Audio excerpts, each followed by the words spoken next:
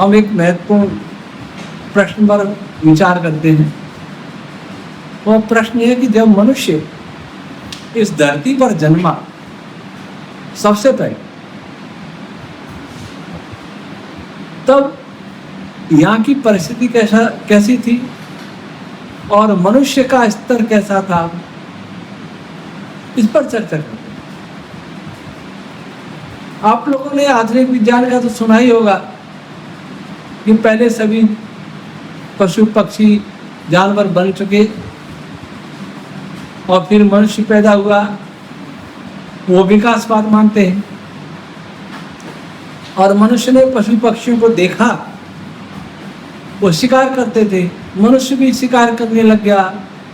पाषाण युग आया, लौह युग आया, पत्थरों से मार के मनुष्य प्राणियों को खा जाते थे। फिर लोहे के आविष्कार हुआ, फिर उससे हथियार बना के, अर्थात वो ये सिद्ध करना चाहते मांसाहारी थे सबसे। और बंदरों से वैसे तो अमीवा से धीरे धीरे विकसित होकर मनुष्य बने। इसकी चर्चा तो हम यहाँ नहीं कर रहे, लेकिन आधुनिक विज्ञान की दृष्टि से मनुष्य महामूर्ख पैदा हुआ था, अर्थात जानवर जैसा व्यवहार करता था और मांसाहारी था। मांसाहारियों से सीखा था उसने, वैसे ही आवाज निकालता था, भाषा भी नहीं आती थी। लेकिन वैदिक विज्ञान क्या कहता है, ये आपको बता रहे। जब मनुष्य पैदा हुआ, सब वीडियो संक्षिप्त होगी। सबसे पहले बता दें, मनुष्य जो पैदा हुआ वो युवावस्था में पैदा हुआ, भूमि से पैदा हुआ। क्योंकि किसी भी प्रकार से मानो, जो सबसे पहली पीढ़ी है वो मैथुनी नहीं हो सकती। भूमि से पैदा होने के अतिरिक्त अन्य कोई मार्ग नहीं, इसलिए भूमि को माता कहा है। सबसे पहले मनुष्य की जो माँ है वह धरती है और पिता परमात्मा है।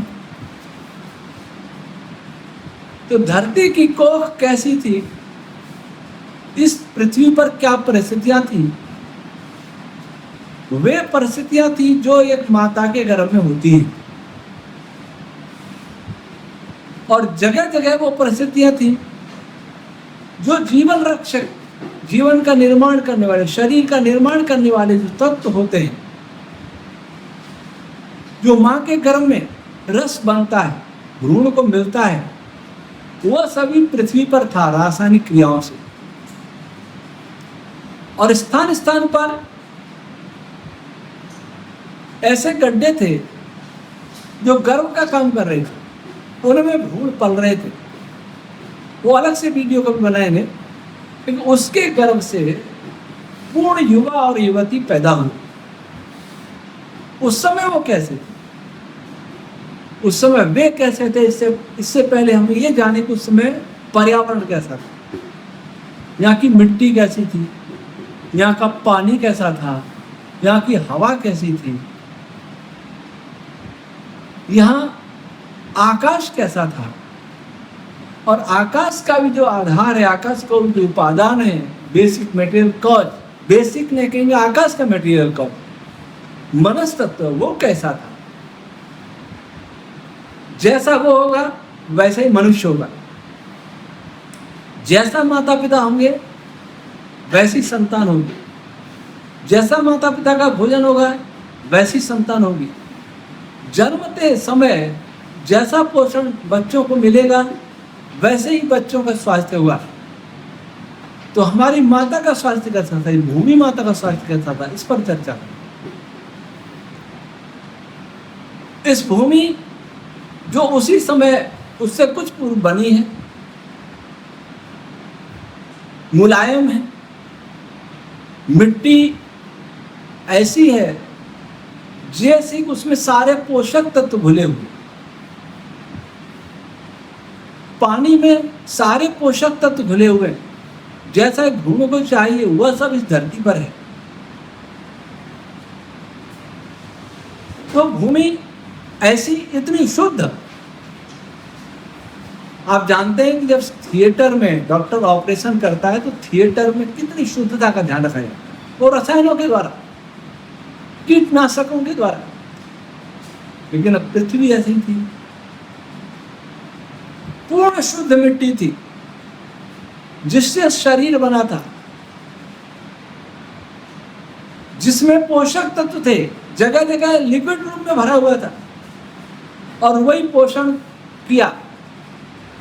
आज माता का गर्भ 9 महीने का होता है, अगर वो जल्दी पैदा हो जाए बच्चा तो कमजोर रहता है, और 1 महीना लेट हो जाए तो बच्चा बलवान होता है।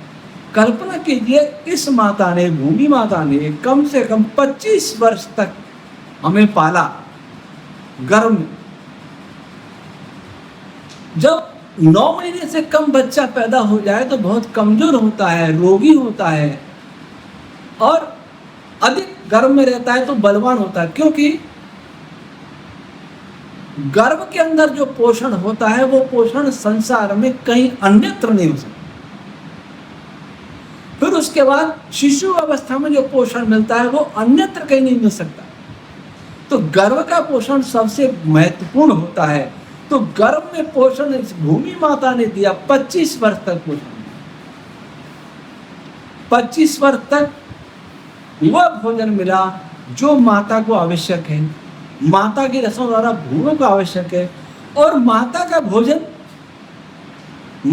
भोजन परमात्मा द्वारा बना हुआ, अत्यंत शुद्ध, अत्यंत पौष्टिक, जिससे पौष्टिक भोजन इस संसार में कभी नहीं हो सकता। आज कितना ही हम विकास कर लें, कितना ही कृत्रिमता ले आवें, कैसे ही पोषक तत्व किस प्रकार से, किसी भी प्रकार से निर्माण करें, वैसा पोषक तत्व कभी नहीं पैदा कर सकते जैसा पृथ्वी के अंदर उस समय उन गुणों को मिला था, हम मनुष्यों को मिला था, और पशु पक्षियों को भी मिला था, वो भी ऐसे पैदा हुए थे। वैसा पोषण 25 वर्ष मिला। और पानी ऐसा जिसमें सारे पोषक तत्व घुले हुए। आज हम पानी पिए तो नारियल का पानी बहुत अच्छा होता है, लेकिन नारियल का पानी भी मिट्टी से, पानी से, हवा से पोषण लेता है, ये भी आज शुद्ध नहीं रहे।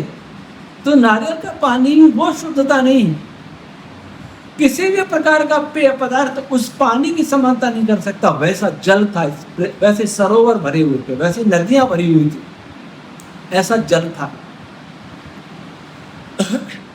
और इस पृथ्वी पर कहीं भी कोई गंदगी नहीं थी, कोई हानिकारक जीवाणु कीटाणु नहीं थे, और सबसे पहली पीढ़ी में हिंसक जानवर भी नहीं इस पृथ्वी पर, केवल शाकाहारी पैदा हुए। इसलिए अब पानी के बाद आते हैं हवा। हवा में ऑक्सीजन पर्याप्त मात्रा में थी, कार्बन डाइऑक्साइड भी पर्याप्त मात्रा में थी, जितनी पौधों को चाहिए। पौधों को कार्बन डाइऑक्साइड भी चाहिए और पौधों को ऑक्सीजन भी चाहिए, पौधों को नाइट्रोजन भी चाहिए। ये सब पृथ्वी पर मिट्टी में और हवा में पर्याप्त उपलब्ध थी। अर्थात इतना संतुलित वायुमंडल था, जितना संतुलित उसके बाद इस धरती पर कभी नहीं हुआ, न कभी हो सकता। और आकाश में कोई रेडिएशन नहीं था, कृत्रिम रेडिएशन। जो रेडिएशन था प्राकृतिक था, नेचुरल था, ईश्वरीय था। सूर्य का रेडिएशन था, चंद्रमा का था, तारों का था, इसके अतिरिक्त कोई रेडिएशन नहीं था। इसलिए आकाश भी पूरी तरह परिशुद्ध था। और उस समय हिंसा की कोई तरंगे नहीं थी, झूठ की तरंगे नहीं थी, कामुकता की तरंगे नहीं थी। पहली पीढ़ी में काम था ही नहीं, मैथिली सृष्टि बाद में प्रारंभ हुई। इसलिए कोई भी ऐसी तरंगे नहीं थी। ईर्ष्या की, द्वेष की, छल की, कपट की, शोक की, विषाद की कोई तरंग नहीं थी। तो मनस्तत्व भी अत्यंत पुष्ट और शुद्ध पवित्र था। ऐसे वातावरण में आज की तुलना तो आप कर लेना, ऐसे वातावरण में हमने जन्म लिया, हमने अर्थात मनुष्य ने, पशुओं ने, पक्षियों ने, कीट पतंगों ने, तो सभी वे इतने स्वस्थ थे जितने स्वस्थ की होने की हम कल्पना भी नहीं कर सकते। स्वस्थ किसको कहते? शरीर से बलवान, मन से बलवान, इंद्रियों से बलवान, और ये सभी अपने अपने कार्य में संतुलित रूप से लगे हों, किसी में कोई विकार नहीं। आंख देखने का काम करती है तो अच्छा ही देखे, बुरा देखे इसका मतलब आंख का रोग है। मन में बुरा सोचे इसका मतलब मन में रोग है। आत्मा से बुरा चिंतन करे तो आत्मा रोगी है। ईर्ष्या, द्वेष, अहंकार आदि करे तो आत्मा रोगी है। शरीर में की दर्द कष्ट है तो शरीर रोगी है।